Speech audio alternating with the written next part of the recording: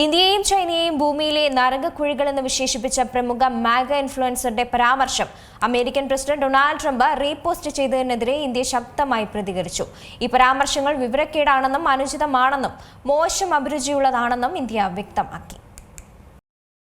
ഇന്ത്യയും ചൈനയും ഭൂമിയിലെ നരകക്കുഴികൾ എന്ന് വിശേഷിപ്പിച്ച പ്രമുഖ മാഗ ഇൻഫ്ലുവൻസറിന്റെ പരാമർശം American president Donald Trump repost ചെയ്തിരുന്നു. ഇതിൽ ഇന്ത്യയും ചൈനയും നരകക്കുഴികളാണെന്നും ഇരു രാജ്യങ്ങളിലുമുള്ളവർ US തീരത്ത് കുഞ്ഞുങ്ങളെ പ്രസവിച്ചിടാനായി വരുന്നവരാണെന്നും അധിക്ഷേപ പ്രസ്താവന ട്രംപ് സമൂഹ മാധ്യമത്തിൽ പങ്കുവച്ചത്.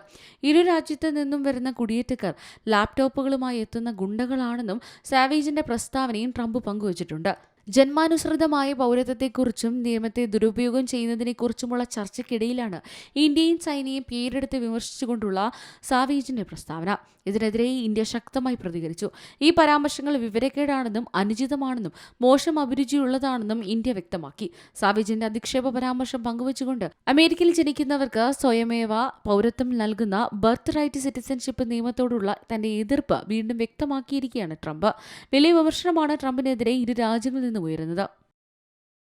ഏറ്റവും പുതിയ വാർത്തകളും വിശേഷങ്ങളും വിരൽത്തുമ്പിലറിയാൻ സീ മലയാളം ന്യൂസ് എല്ലാ ഡിജിറ്റൽ പ്ലാറ്റ്ഫോമുകളിലും ലഭ്യം.